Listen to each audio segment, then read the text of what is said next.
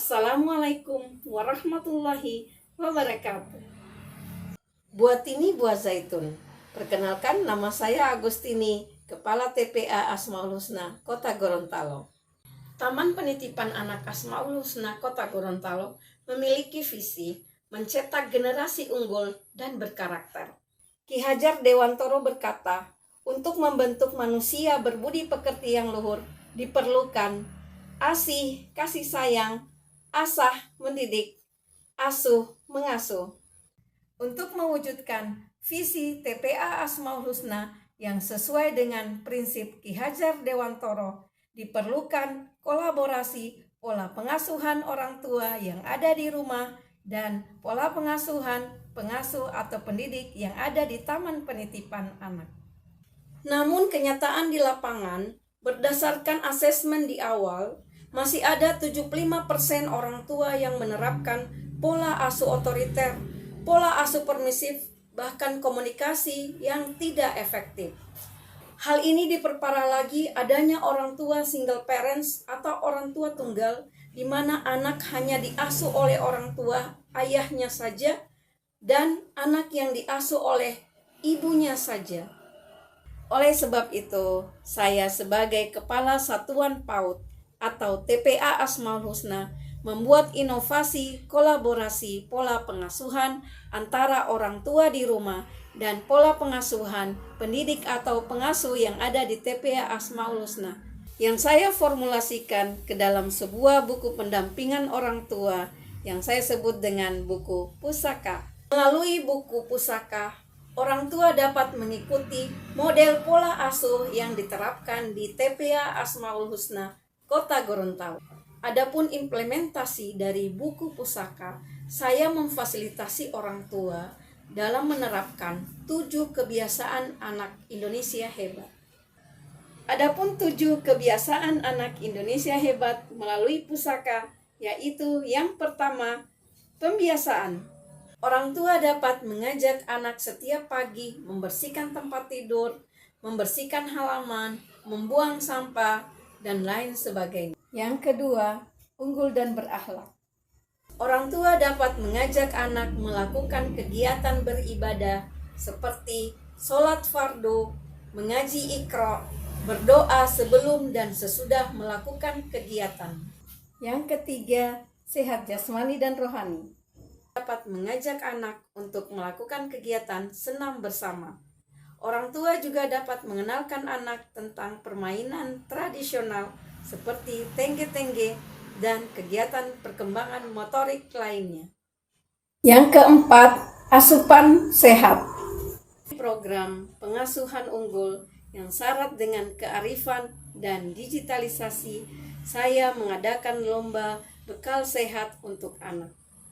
Selain itu, orang tua juga dapat mengajak anak untuk melakukan kegiatan cooking day, membuat jus buah, membuat salad buah, dan membuat makanan kesukaan anak yang mengandung vitamin, sayuran, dan buah-buahan. Orang tua juga dapat mengenalkan anak tentang makanan tradisional seperti popo lulu, sabongi, gado-gado, dan bubur Manado, sehingga anak senang dengan makan sayur dan buah. Yang kelima, kreatif dan kritis. Melalui buku pusaka, orang tua dapat mengajak anak bermain sambil belajar, seperti bermain menara donat, finger painting, menghitung benda-benda di rumah, dan lain sebagainya.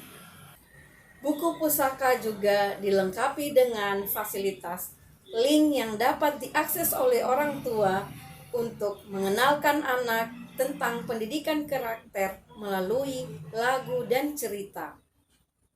Buku pusaka juga dilengkapi dengan link games edukasi, yaitu G-Kompris yang dapat membantu perkembangan kognitif anak. Yang keenam, aktif bergaul.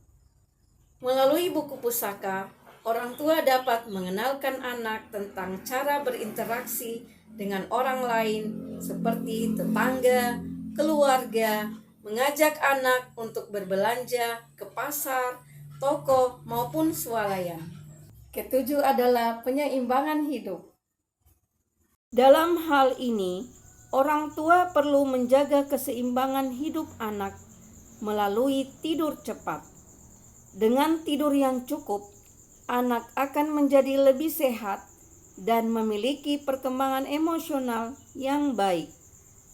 Salah satu cara yang bisa membantu anak untuk tidur cepat adalah dengan dongeng sebelum tidur. Buku pusaka dilengkapi dengan scan barcode yang dapat diakses oleh orang tua yang berisi tentang dongeng sebelum tidur sebagai warisan leluhur dalam mengalirkan pendidikan karakter. Adapun refleksi positif dari pengasuhan unggul yang syarat dengan kearifan dan digitalisasi atau pusaka adalah sebagai berikut. Yang pertama, terjalinnya kerjasama yang baik antara orang tua di rumah dan pendidik atau pengasuh di TPA Asmaul Husna. Yang kedua, terbentuknya keseragaman antara pola kepengasuhan orang tua di rumah dan pendidik atau pengasuh yang ada di TPA Asmaul Husna. Yang ketiga, memperkuat hubungan ikatan emosional antara orang tua dan anak di rumah. Yang keempat, membangun kemandirian anak. Anak akan belajar bertanggung jawab dan mampu menyelesaikan masalah yang dihadapi dalam kehidupan sehari-hari. Assalamualaikum warahmatullahi wabarakatuh. Saya Lukman Kasim, Kepala Dinas Pendidikan dan Kebudayaan Kota Gorontalo.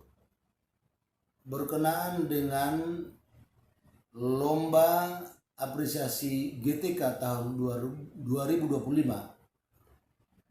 yang diikuti oleh Ibu Agustini MPD, Kepala Taman Penitipan Anak Asmaul Husna, yang mengambil judul Pengasuhan Unggul, Syarat dengan Kearifan dan Digitalisasi, dan inovasi yang beliau angkat mudah-mudahan akan bermanfaat bagi peningkatan mutu pendidikan di Kota Gorontalo. Saya Ketua Ikatan Pendidik Indonesia Provinsi Gorontalo mendukung program pengasuhan unggul syarat dengan kearifan dan digitalisasi pusaka yang sangat membantu orang tua dalam menerapkan pola asuh yang baik dan efektif, khususnya dalam pelaksanaan 7 kebiasaan anak Indonesia hebat. Saya sebagai pendidik sekaligus pengasuh di TPA Asmaul Husna sangat senang dengan program pengasuhan yang bermuatan kearifan dan digitalisasi karena membantu saya menjalin kerjasama dengan orang tua dalam hal meningkatkan perkembangan anak, khususnya menerapkan 7 kebiasaan anak Indonesia hebat. Terima kasih program pusaka pengasuhan unggul syarat dengan kearifan dan digitalisasi. Sangat membantu kami untuk menerapkan pola asuh yang baik bagi anak-anak kami. Terima kasih. Semoga inovasi ini dapat memberikan inspirasi bagi pendidik PAUD yang ada di Kota Gorontalo maupun di daerah lainnya dalam menerapkan 7 kebiasaan anak Indonesia hebat. Anak belajar sambil bermain. Dengan kasih, tumbuh watak yang baik. Demikian berbagi praktik baik dari saya. Salam transformatif. Assalamualaikum warahmatullahi wabarakatuh.